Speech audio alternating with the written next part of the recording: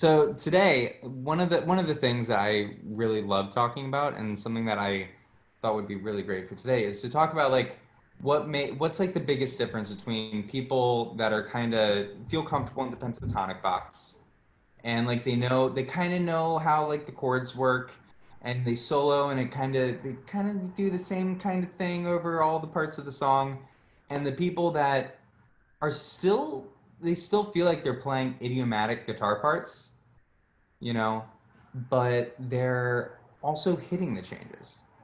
And so just kind of trying to explore all of that. So we have like all these kind of like the normal kind of idiomatic guitar things.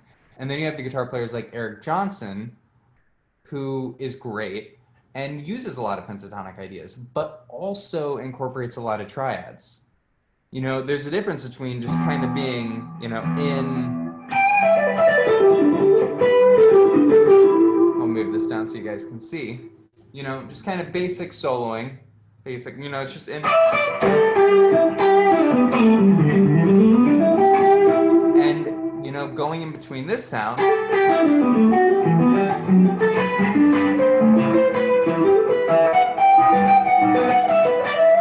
it kind of adds a little bit more of a, you know, you'd say it sounds a little bit like Bach, or like, you know, not that that sounded like Bach, but just like using open triads.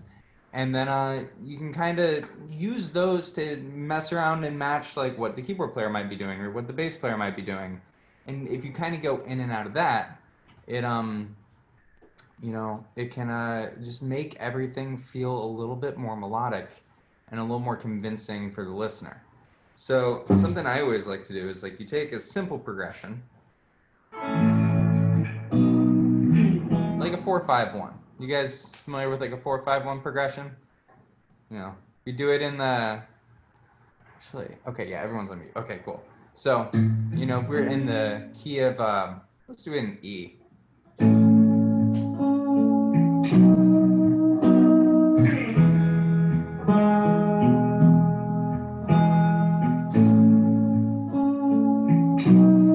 So in the key of E, I'll make sure I'm not talking and playing at the same time.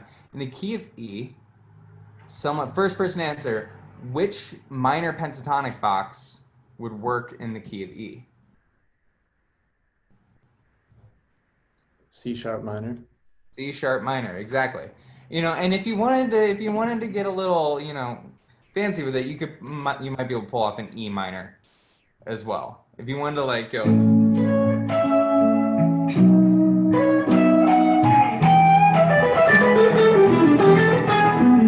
know, you can kind of you can go in there for a second. But yeah, mostly C sharp minor, or, you know, E major pentatonic. Make sure my guitar sounds all fancy. So you can kind of just live in, you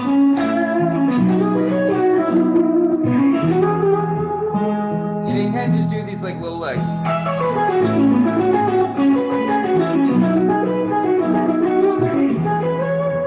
But there are like some notes that sound like you're hitting the changes, and you know, if I'm here and I'm just playing, you know, a C sharp over the E, yeah, it could work, but it doesn't really hit as hard as like really laying on the 5, because the C sharp is going to be the 6th chord, or the 6th of the scale. So what I really like to do is to go through a progression and be like, okay, what's like my skeletal system with what's going on?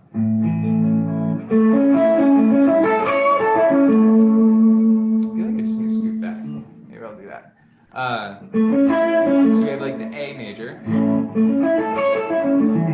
You can do these arpeggios anywhere. I'm just doing like a triad arpeggio.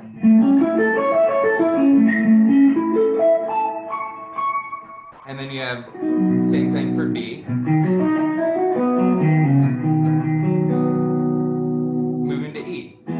So you're not really gonna have to worry as much about the E, because all of those notes are gonna be in the E major pentatonic scale.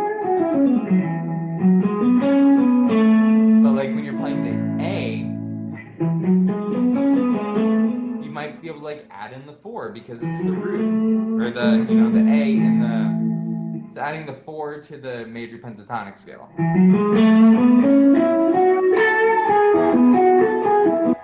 So you can get those kind of licks, like immediately sounds like way more melodic than just a pentatonic box, and I only added one note at the right time. But if I added that in since that's the root in A, if I did that same thing, it still works. It still works, but then you're kind of playing the flat 7. So it functions a little bit differently. But, you know, over the 5 chord,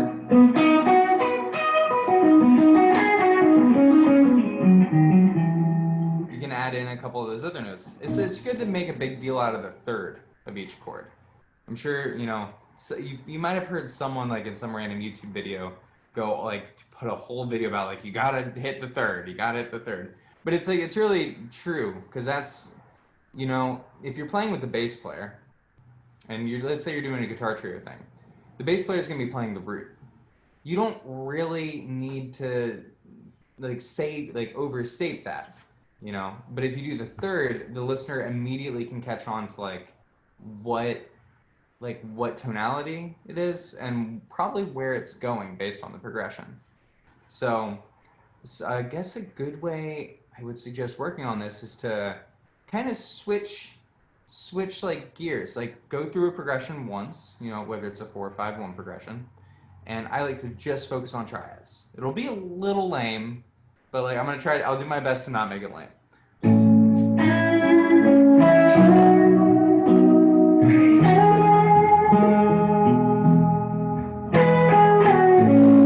Now the 3rds.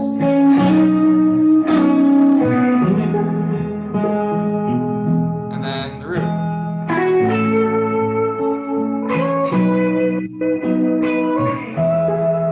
So kind of trying to like make sure I'm like spending time on each note, figure out how the 5s move, figure out how the 3s move, figure out how the 1s move, and then kind of add them together.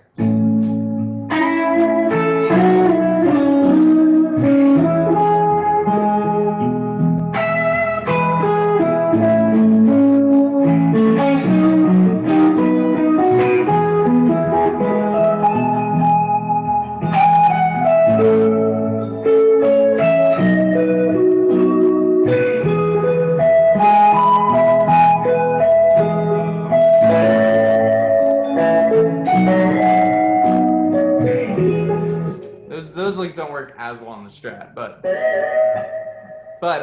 you know, that's just paying attention to the triads. So I'll focus on doing that for, you know, you could say like a good 5 minutes. Just really dial into like, these are the nouns of my sentence. And then you figure out like, okay, how can I mess with this a little bit? You can do something melodic based on the triads.